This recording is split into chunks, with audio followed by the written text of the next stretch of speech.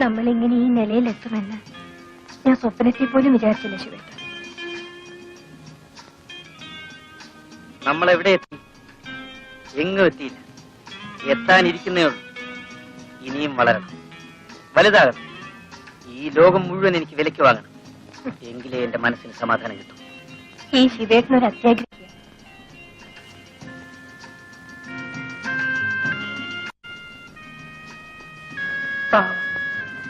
രുക്മിണി ചേച്ചിയുടെ സ്ഥിതി എന്താണാവോ? അതൊന്നും ഓർക്കരുത്. ഓർത്താൽ നമ്മുടെ സ്വസ്ഥത നഷ്ടപ്പെടും. അവൾ എങ്ങനെങ്കിലും ജീവിക്കും. മറ്റുള്ളവരെങ്ങനെ ജീവിക്കുന്നു എന്നല്ല നമ്മൾ നോക്കേണ്ടത്, നമ്മൾ എങ്ങനെ ജീവിക്കും എന്നാണ്. ശിവേട്ടൻ ഇത്ര സ്വാർത്ഥനാണോ? സ്വാർത്ഥനാകാത്ത ഒരുത്തന് ഈ ഭൂമി ജീവിക്കാനൊക്കില്ല.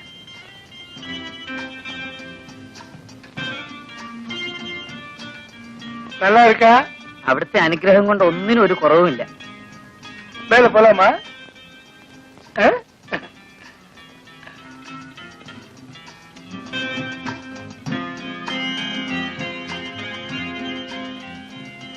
ഉക്കാരപ്പയ്യ. എടാ ശിവു, നീ ഇനി അങ്ങ് മലയാളത്തിൽ പറഞ്ഞേച്ചാ മതി. എടാ കൊച്ചനെ, ഞാൻ പാലാക്കാരൻ മത്തായിയാ. കുഞ്ഞുനാളിലെ വീട്ടിൽ നിന്ന് ഒളിച്ചോടി പോയതാ. ഒരു ജോലി അന്വേഷിച്ച് പല സ്ഥലത്തും നടന്നു. ഒരു ജോലിയും കിട്ടിയില്ല. അവസാനം മദിരാശിയിലെത്തി സിനിമാ നടനായി. ശ്രീരാമ വിജയത്തിലെ നായകനായിട്ട് അഭിനയിച്ചു. ഹനുമാന്റെ വേഷം. പടം 100 ദിവസം ഓടി. നല്ല പേരും കിട്ടി.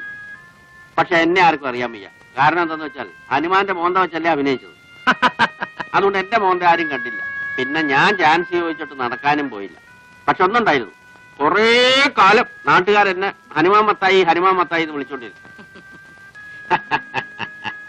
അതിനുശേഷമാ ഞാൻ ചെട്ടിയാരുടെ കൂടെ കൂടിയതും അപ്പയ്യ ആയതും. ഇപ്പൊ നല്ല മുട്ടൻ സൗകര്യമാ. എന്നതിന്റെ കുറവാ. 2 ടാക്സി ഓടുന്നുണ്ട്. താമസിക്കാൻ ഇതുപോലൊരു ബംഗ്ലാവുണ്ട്. പക്ഷെ ഇതൊക്കെ ഉണ്ടാക്കുന്നത് ആർക്ക് വേണ്ടിയാ? ആദ്യം പണം ഉണ്ടാക്കണം അപ്പയ്യ, ഇഷ്ടം പോലെ പണം. എന്നിട്ട് ആലോചിക്കാം അത് ആർക്ക് കൊടുക്കണമെന്ന്. സ്നേഹിക്കാൻ ആരെങ്കിലും വേണ്ടേ? അന്നുണ്ടാകും, ഞാനുണ്ടാക്കും. சுவாமி, இங்க வேற யாராவது வரதுண்டா? என்ன தவிர ഇവിടെ വേറെ ആര് വരാനാ? ശിവൻ വേറെ யாராவது அழைச்சிட்டு வரதுண்டான்னு? ഇല്ല മുതലാളി. இங்க வேற யாரும் வரக்கூடாது. நான் மட்டும்தான் வரலாம். நான் மட்டும்.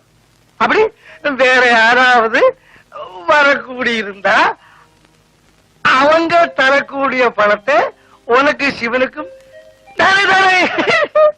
ഇവിടെ ആരും വരില്ല മുതലാളി. മുതലാളി അല്ലാതെ ശിവേട്ടന് ഇവിടെ ആരും പരിചയമില്ലല്ലോ. எனக்கு மட்டுமா இருக்கிற பொண்ணுதான் எனக்கு தேவை. என் அன்பா இருக்கணும், என் தேவைகள் எல்லாம் பார்க்கணும். அந்த மாதிரி ஒரு பொண்ணுதான் எனக்கு தேவை. അതിനൊക്കെ അങ്ങേക്ക് അങ്ങയുടെ ഭാര്യയില്ലേ? ഭാര്യ இருக்கு.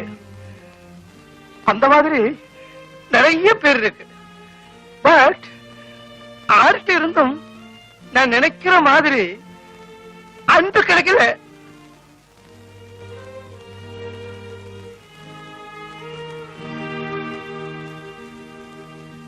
நான் பணம் நிறைய சம்பாதிச்சாச்சு. ஆனா பணம் கொடுத்து அன்பு விலைக்கு வாங்க முடியாதுன்னு எனக்கு இப்பதான் புரிஞ்சது. அது புரியறதுக்கு இவ்வளவு நாளாச்சு. Too late. உனக்கு என்ன சிநேகிக்க முடியுமா? முடியுமா?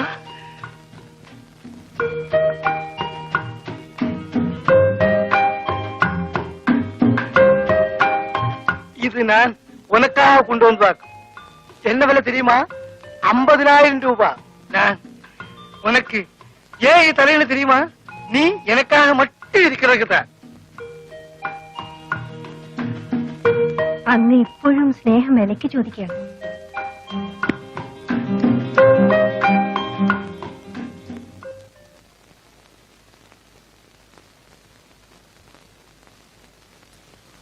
എടാ ശിവ, അവൻ ഈ ചെട്ടിയാലി പോയിട്ട് കാണുന്നില്ലടാ.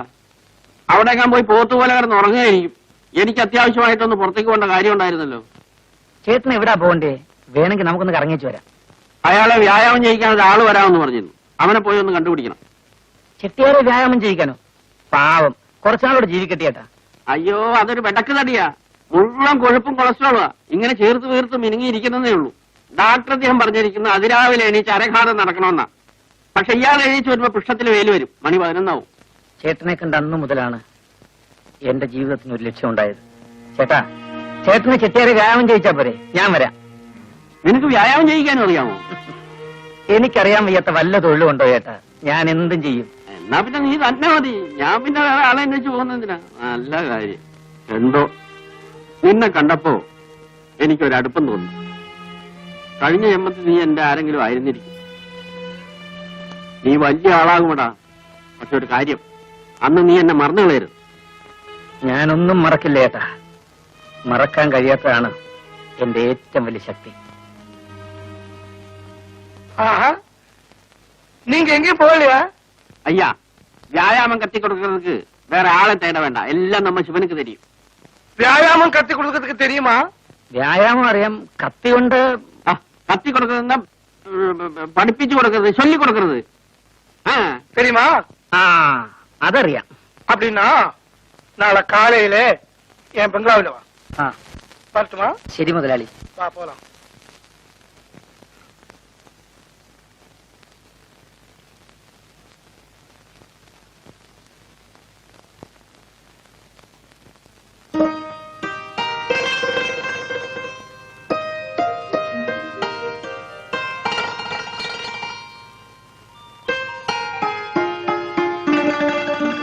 ചെട്ടിയാര് തന്നതാ.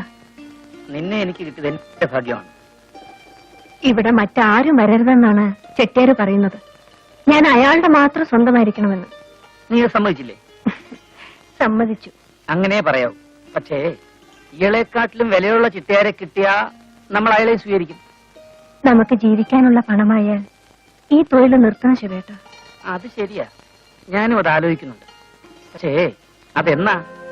എന്നായാലും അന്ന് ശിവേട്ടനെ ഇനി ഉപേക്ഷിക്കാതിരുന്നാ മതി. രുക്മിണി ചേച്ചിയെ ഓർക്കുമ്പോ എനിക്ക് ശിവേട്ടനെ പേടിയാ. ഇല്ല സോഫി, നിന്നെ അങ്ങനെ ഉപേക്ഷിക്കാൻ എനിക്ക് കഴിയില്ല. നീ എന്നും എന്റെ കൂടെ ഉണ്ടാവും. സത്യമാണോ ശിവേട്ട?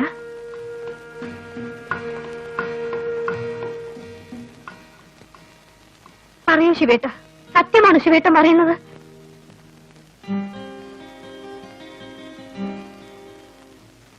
നീ ഒരു മണ്ടിയാണ്. നീ എത്ര ആണുങ്ങളെ കണ്ടവളാണ്. ശിവനെ പോലെ എത്ര ശിവന്മാർ ഇനിയും ഉണ്ടാവും. ഇങ്ങനെ അത് ഓർത്തിരുന്ന് ജീവിക്കണ്ടേ?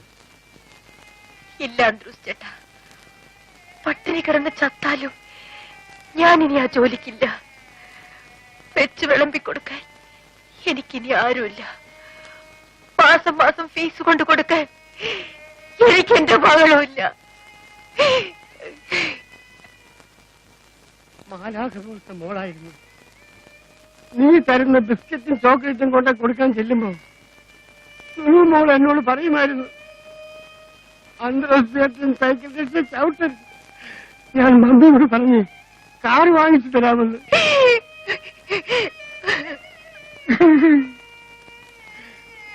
നമ്മൾ ശവിക്കപ്പെട്ടവരാണ് മോളെ. എത്ര ദുഷ്ടന്മാർ നല്ല നിലയിൽ ജീവിക്കുന്നു. എനിക്ക് ഇത്രയും വേദന കിട്ടാൻ ഞാൻ ദൈവത്തോട് എന്ത് തെറ്റ് ചെയ്തു? ദൈവം അയാളെ ഞാനൊന്ന് നേരിട്ട് കണ്ടിരുന്നെങ്കിൽ അയാളുടെ മുഖത്ത് ഞാൻ കാർജിച്ചു കുപ്പിയാണ്. അങ്ങനെ പറയരുത് അന്ത്രൂസ് ചേട്ടാ. ദൈവം എന്തെങ്കിലും തീരുമാനിച്ചിട്ടുണ്ടാവും. അയാൾ വരെ ഉണ്ടാക്കും. അന്ത്രൂസ് ചേട്ടാ, നിന്റെ സങ്കടം കാണുമ്പോ എനിക്ക് സഹിക്കുന്നില്ല. കൊച്ച്, നീ എന്തോരമായി അനുഭവിക്കുന്നു. സാരമില്ല, അനുഭവിച്ച് ഞാൻ മരവിച്ചു കഴിഞ്ഞു. ഇനി ഒന്നിനും എന്നെ നോയിപ്പിക്കാൻ കഴിയില്ല. ചെല്ലു, അന്ത്രൂസ് ചേട്ടൻ എന്തെങ്കിലും ജോലി ചെയ്ത് ജീവിക്കാൻ നോക്കൂ.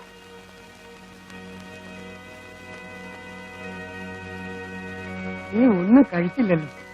ഞാൻ ആ നായരുടെ കടയിൽ പോയി ഒരു പടി ചോറ് വാങ്ങിച്ചില്ല.